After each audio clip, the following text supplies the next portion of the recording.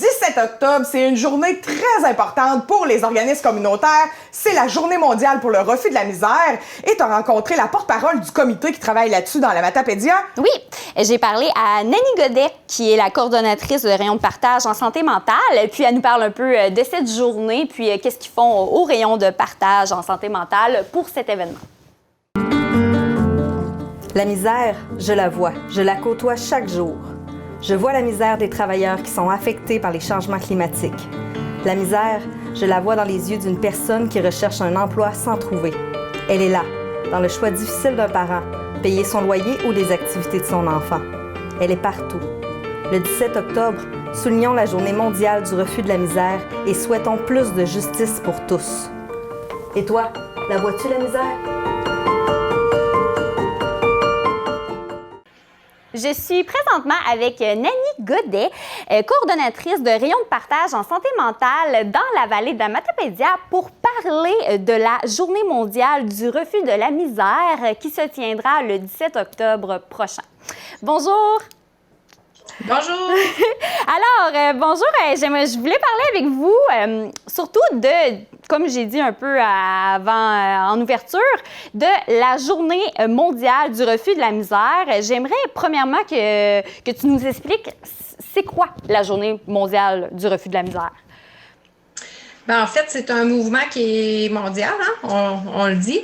La misère, il y en a partout. On associe souvent la misère économique, mais faut un petit peu enlever ça de notre tête parce que la misère, elle se vit sous différentes formes. Ça peut être dans la violence, dans l'isolement, oui, la pauvreté économique, on se le cachera pas, mais de différentes façons, la misère peut se vivre. Puis il y a personne à l'abri de ça. Fait que c'est pour ça qu'on prend une journée spécifiquement dans l'année pour dire, regarde, on la refuse, cette misère-là, puis on fait des actions. OK, donc finalement, la misère en général. Et voilà. Et voilà, parfait. Puis, rayon de partage en santé mentale, vous faites différents ateliers. Au courant de l'année, vous faites différents ateliers, sorties de groupe, et vous êtes finalement un groupe d'entraide pour ces gens-là. Oui, en fait, nous, on œuvre on œuvre en santé mentale. Fait que c'est sûr qu'on aide les gens qui ont ou pas de diagnostic en santé mentale à retrouver un équilibre dans leur vie. On outille les gens, dans le fond, à ce que ça aille mieux dans leur vie au quotidien. OK. Puis pour cette journée-là, la Journée mondiale du refus de la misère, qu'est-ce que vous faites? Je sais qu'habituellement, il y a plusieurs activités durant la semaine, mais là, avec la pandémie, c'est différent? Oui, en fait, il y a peut-être des gens qui se souviennent, l'année dernière, on avait distribué partout dans la Matapédia des petites cartes qu'on incitait les gens à faire une bonne action. Parce que pour refuser la misère, on peut faire des bonnes actions qui vont faire du bien à une autre personne. Par exemple, lâcher un coup de fil à quelqu'un, lui offrir un livre si on sait qu'elle en a besoin. Des fois, c'est faire un petit plat à notre voisine qui est malade. C'est toutes des façons d'aider les personnes en difficulté. Puis, on avait à la soupe populaire de Moisson-Vallée, on était présents, le comité organisateur. On avait écouté la chanson Les yeux du cœur de Jerry Boulet. Ça avait été un moment fort parce que c'est une chanson que tout le monde se souvient. Puis, ça nous ramène à l'essentiel, finalement. Fait qu'on avait profité de ce dîner-là pour élaborer sur le sujet. Mais là, cette année, on est en temps peu ordinaire, hein? Alors on pouvait pas faire la soupe. Fait qu'on s'est réinventé, le comité organisateur a mijoté des nouvelles façons de faire. Puis on a travaillé avec la TVC, justement. Oui, vous avez fait réalisé 3 capsules avec la TVC de la Matapédia et la CDC Vallée de la Matapédia. 3 capsules qui vont circuler sur les réseaux sociaux cette semaine. Je sais qu'il y en a déjà une en ligne. Puis le thème, c'est « La vois-tu, la misère ». Oui, c'est ça. En fait, le comité organisateur, il y avait Moisson-Vallée, Tremplin Travail, la Maison des familles. Je regarde mes petites notes pour pas en oublier. La Maison des jeunes de Sébec, la Maison des jeunes d'Amqui, les grands amis de la vallée. Fait que c'est nous qui faisions partie du comité qu'on a réalisé ces petites capsules-là pour essayer de faire voir un petit peu, comme je le disais tout à l'heure, la misère, de quelle façon on peut la voir dans les yeux d'un enfant qui est mis à part dans la cour d'école. On peut la voir dans les yeux d'une personne que son emploi, en ce temps de pandémie, hein, des fois, il y en a que leur emploi est incertain. Fait que c'est aussi dans ces facettes-là qu'on voit la misère. Fait qu'on a fait 3 belles petites capsules que les gens vont voir sur les réseaux sociaux. Oui, il y en a déjà une, comme je disais, de publier sur la page Facebook de CDC Vallée de la Matapédia. Puis, effectivement, on peut voir la misère dans les yeux de tout le monde, un moment ou l'autre dans sa vie.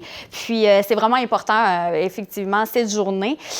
Pour terminer, c'est la journée, je sais que là, il y a des activités un petit peu habituellement tout au long de la semaine, mais qu'est-ce qui se passe cette journée-là, le 17 octobre, à travers le Québec? Il y a différentes activités, j'imagine, virtuelles qui vont se passer durant la journée? Oui, puis il y a aussi, j'ai fait une petite recherche Internet, puis il y a des endroits qui ont donné des pistes d'action pour le gouvernement, fait qu'ils vont vraiment nommer des pistes d'action cette journée-là même.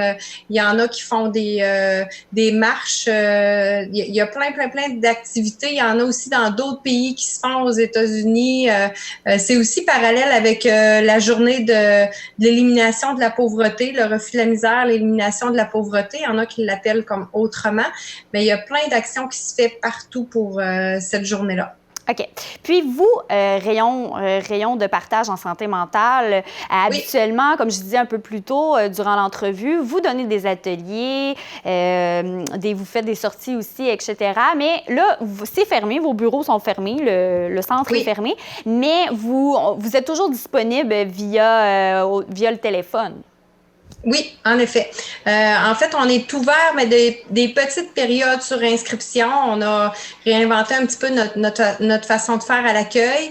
Fait que c'est ça. On est encore ouvert, mais les gens doivent nous appeler avant. Mais depuis la mi-mars, on a toujours demeuré au téléphone. L'équipe d'intervention est là du lundi au vendredi. Les gens peuvent nous téléphoner. Si on n'a pas la réponse à leurs questions, à leurs besoins, on va les référer parce qu'il y a beaucoup de ressources en santé mentale à travers tout le Québec. Dans la vallée, il y a une belle équipe de santé mentale dans le communautaire, dans le réseau, mais aussi il y a plein de belles ressources qui existent. Fait que quand si on peut pas répondre adéquatement à la personne, ben on va la référer tout simplement. Parfait. Mais on est là pour accueillir la personne. Si la personne veut pas se nommer, on lui répond, puis on fait un bout de chemin. Dans le fond, c'est un oreille attentive, puis la personne, des fois, juste en nommant ses besoins, ben, elle trouve aussi ses solutions à travers ça. Oui, vraiment. Bien, merci beaucoup, Nanny Godet, coordonnatrice de rayon de partage en santé mentale. Merci d'être là dans la vallée de la Matapédia pour nous, parce que d'autant plus présentement, parce qu'on sait que ça touche beaucoup, les gens sont beaucoup affectés, leur mental est beaucoup affecté par rapport à la pandémie. Donc, merci beaucoup. Merci pour votre beau travail, Zoé. Merci à toute l'équipe. Au revoir. Au plaisir.